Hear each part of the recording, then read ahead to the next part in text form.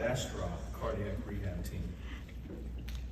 This department opened 2 short years ago in December 2019.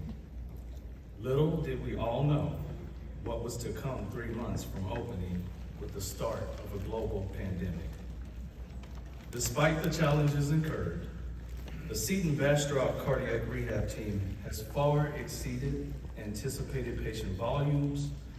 This team continues to deliver exceptional patient care with high-quality patient outcomes. In addition, the patient experience is unmatched, as evidenced by many of the positive patient letters written.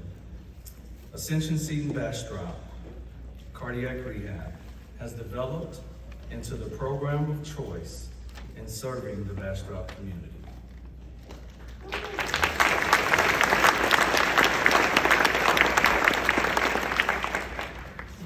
So I was asked to share my advice story. I was a little reluctant at first, but I want to start by telling you about an incident. It was my sophomore year of college at Baylor University. After a long night of studying for a test at our on-campus library, I was walking back to my dorm with my backpack on, and I was stopped by a campus police officer. He asked me what I was doing on campus, to which I responded, walking back to my dorm. He asked me for my student ID. I happened to not have it on me at that time. The officer then called in my name and date of birth. And then after a brief moment, I was on my way.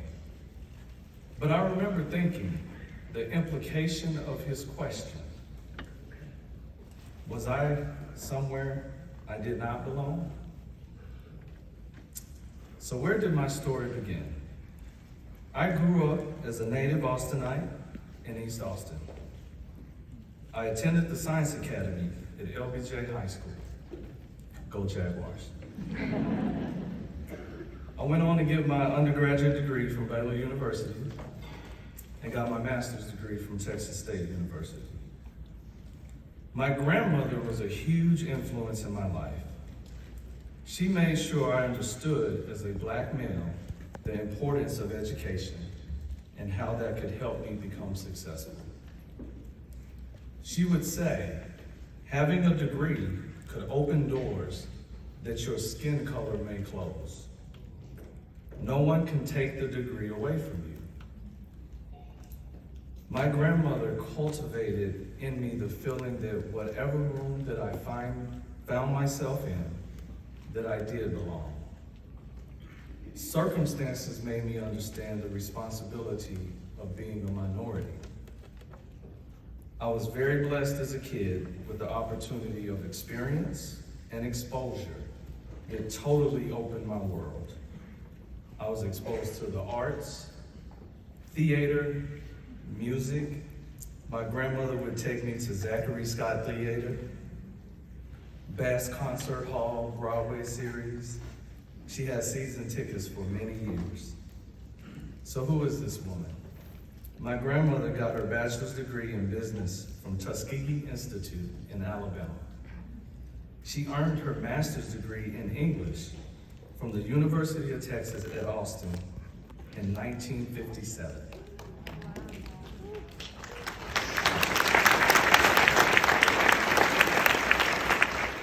She would tell me many stories, but one story that stuck out with me was when she was at the University of Texas working on her master's degree.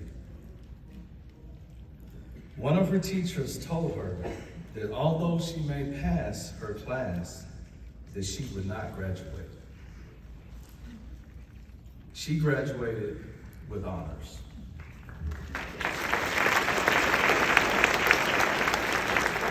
She went on to teach at Tillerson College, now Houston Tillerson College, and then taught English for over 20 years at Austin Independent School District. She volunteered for many organizations throughout the Austin community. She was always volunteering for something.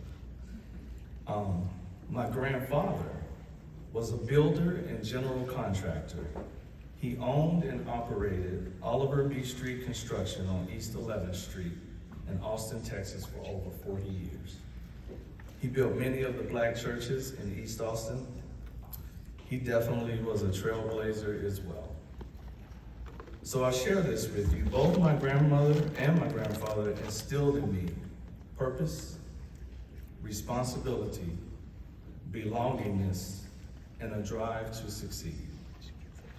They also instilled in me service to others. Many times I have found myself in a room where I am the only one that looks like it. I can confidently hear my grandmother's voice. She called me sweetheart.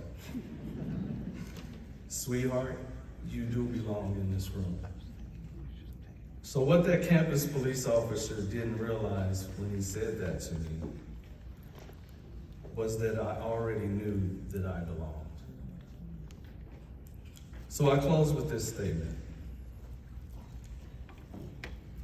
And I give you the opportunity to think about this. There's a difference between having a mindset that I belong in a room because of privilege and the mindset that I belong in a room because of inclusion. Thank you.